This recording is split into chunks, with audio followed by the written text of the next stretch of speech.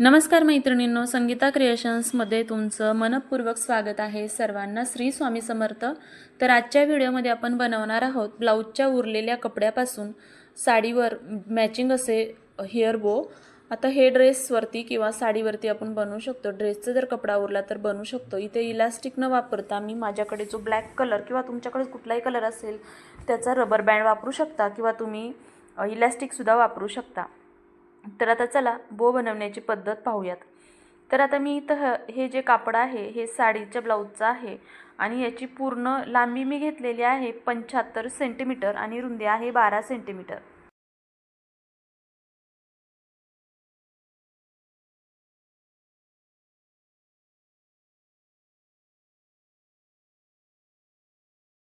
आता सगळ्यात आधी कापड इथे उलट्या बाजूने करून घ्यायचे आणि जॉईंट करून घ्यायचा आहे।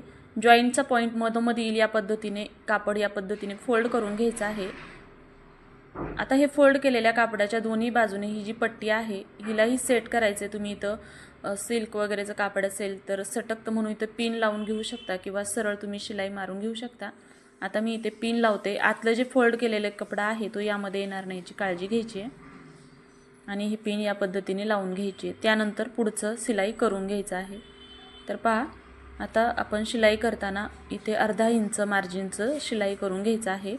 आता हे सिल्क कपडा असल्यामुळे थोडासा सटकतोय पण तो व्यवस्थित पकडायचा आहे आणि मग शिलाई मारून घ्यायची आहे। तर पहा आतला जो कापड आहे तो शिलाईमध्ये येऊ द्यायचा नाही आणि शिलाई मारून घ्यायची आहे। शिलाई मारताना एकसारखी मारायची आहे म्हणजे हेअर बँडची साईज आणि लेंथ सुद्धा एकसारखी होईल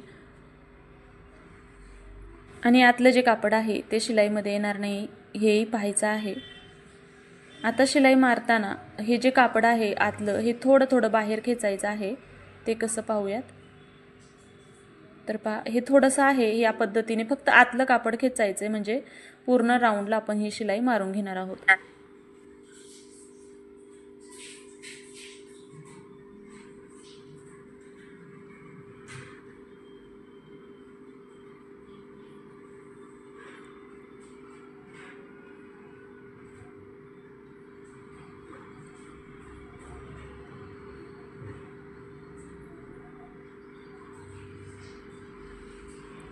हे पहा आता हा भाग ओपन होईल बाहेरचा आणि हा बाहेरचा भाग पूर्ण ओपन झाल्यानंतर थोडंसं मार्जिन शिल्लक ठेवायचं आहे कारण हे कापड आपण पलटून घेणार आहे म्हणून थोडासा भाग मी ओपन सोडलेला आहे। इथे रब केलंय आणि धागा कट करून घ्यायचा आहे। त्यानंतर हा ओपन जो भाग आहे त्यामधून ही पट्टी सरळ बाहेर काढून घ्यायची आहे या पद्धतीने।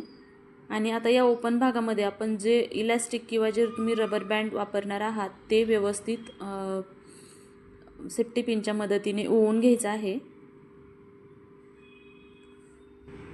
तर पहा ओवून घेतल्यानंतर दुसऱ्या ओपन बाजूकडून ते बाहेर आलं की व्यवस्थित दोन्ही जॉईंट एकत्र घेऊन त्याला शिलाई मारून घ्यायची आहे। दुसरा जो टोक आहे तो व्यवस्थित हातामध्ये पकडून ठेवायचा नाही तर बाहेर दुसऱ्या बाजूने घेताना दोन्ही टोक बाहेर येऊ शकतात म्हणून एक बाजू पकडून ठेवायची आहे आणि दुसऱ्या बाजूने बाहेर आली की या पद्धतीने शिलाई मारून घ्यायची आहे।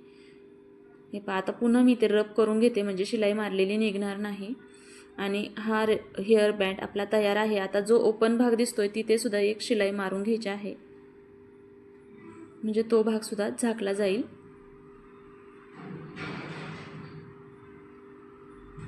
हे पहा या पद्धतीने शिलाई मारून झाली आणि हा आपला हेअर बँड तयार आहे। तर या पद्धतीने तुम्ही कुठल्याही कपड्यापासून अगदी कॉटनच्या कपड्यापासून सुद्धा हेअर बँड बनवू शकता।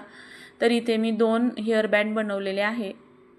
तर पहा या पद्धतीने हेअर बँड बनवण्याची पद्धत तुम्हाला कशी वाटली कमेंट करून सांगा। व्हिडिओ आवडला असेल तर लाईक करा आणि चॅनलवरती नवीन असताल तर चॅनलला सबस्क्राईब नक्की करा।